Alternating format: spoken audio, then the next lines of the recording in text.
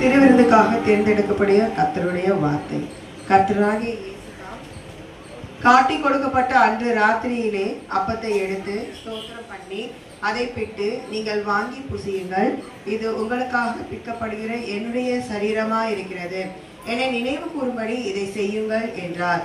போஜனம் பண்ணின பின்பு அவர் அந்தபடியே பாத்திரத்தையும் எடுத்து, அந்த பாத்திரம் என் இரத்தத்தினாலாகிய புதிய உடன்படிக்கையாய் இருக்கிறது, நீங்கள் இதை பானம் பண்ணும் போதெல்லாம் என்னை நினைவு கூறும்படி இதை செய்யுங்கள் என்றார்.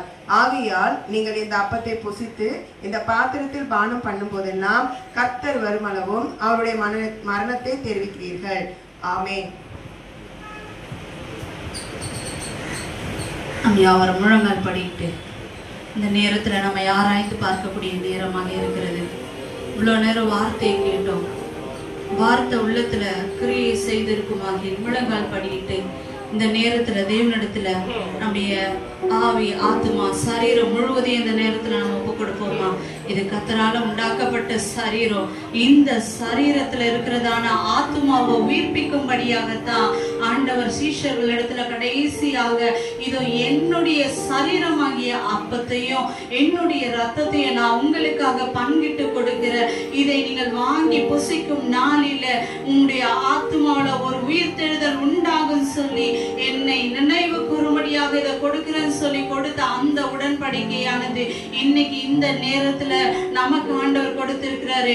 ஆண்டவரை நினைவு கூறும்படியாக, நமக்காக சிந்தப்பட்ட அந்த ரத்தத்தை நினைவு கூறும்படியாக, நமக்காக ஒரு ஏரை போல உழப்பட்ட அந்த சரீரத்தை நினைவு கூறும்படியாகத்தான் இந்த நேரத்துல ஆண்டவர் நமக்கு இப்படிப்பட்ட ஒரு நேரத்தை கொடுத்திருக்காரு.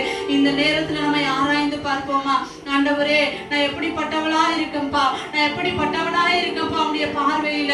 ஒருவேளை வாயினால நம்ம இன்னைக்கு அறிக்கை செய்திருக்கலாம். வாயினால அறிக்கை செய்கிறதுனால ஒரு பிரயோஜனம் இல்ல. உன் உள்ளத்தின் ஆழத்திலிருந்து என்னை நோக்கி கூப்பிடு. உன் உள்ளத்தின் ஆழத்திலிருந்து நீ அறிக்கை செய். ஆண்டவருடைய வார்த்தை சொல்லுகிறது, எவன் தன்னைத்தானே ஆராய்ந்து நிதானித்து பார்க்கிறானோ அவன் குற்றமற்றவனா இந்த இடத்துல இருப்பான். நீங்க ஒருவேளை குற்றமற்றவனா இந்த திருவிருந்துல பங்கு கொள்ள வேண்டும்.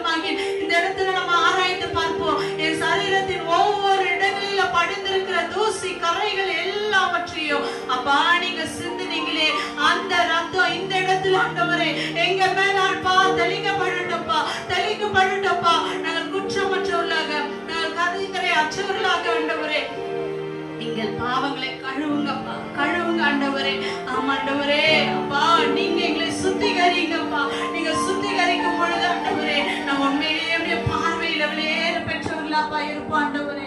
இது ஒரு சாதாரண காரியமா நாங்க உட்கார்ந்து யோசிக்கலாம் ஆண்டவரே. என்னுடைய கண்களின் இச்சை, என்னுடைய மாம்சத்தின் இச்சை, என்னுடைய ஜீவனத்தின் பெருமை எதுவாக இருந்தாலும் ஆண்டவரே இந்த நேரத்தில் நம்முடைய பலிபீடத்துல நாங்கள் வைத்து அறிக்கையிடுகிறோம் ஆண்டவரே. அப்பா எங்களை கழுவுங்க, கழுவுங்க, சுத்திகரிங்க ஆண்டவரே. நான் உமக்கு முன்பாக உண்மையுள்ள பாத்திரங்கள் அப்பா, இதை வாங்கி நாங்க புசிக்கிறோம்ப்பா, இதை வாங்கி நாங்க குடிக்கிறோம் ஆண்டவரே. எங்கள் உயிர் ஆண்டவரே, என்னோட உள்ளத்துல ஒரு புது உயிர்த்தெழுதல் வேணும் ஆண்டவரே. ஆண்டவரே, எங்களுக்குள்ளாக ஒரு உயிர் பெற்று வேணும் ஆண்டவரே. அப்பா எங்களுக்குள்ளாக, என்னுடைய உள்ளான ஆத்மாவுக்குள்ளாக ஒரு உயிர்த்தெழுதல் உண்டாகும் பொழுதுதான் நாங்கள் அநேகருக்கு சாட்சிகளாக இருப்போம் ஆண்டவரே. உடைய சீஷர்கள் அப்படியாக இருந்ததுனால தான் ஆண்டவரே அப்பா அவங்க சாட்சிகளாக நின்றாங்க ஆண்டவரே. ஆமாண்டவரே, அப்படிப்பட்ட சாட்சிகள் ஆண்டவரே இங்க வந்திருக்கிற ஒவ்வொருவரையும் நீங்க எழுப்புவீராக ஆண்டவரே. எழுப்புங்க ஆண்டவரே, எழுப்புங்க ஆண்டவரே. இது உண்மை ஆண்டவரே, அப்பத்தை ஆண்டவரே, திராட்சை ரசத்தை எங்களுக்கு ஆசீர்வாதத்தை கொடுங்க ஆண்டவரே.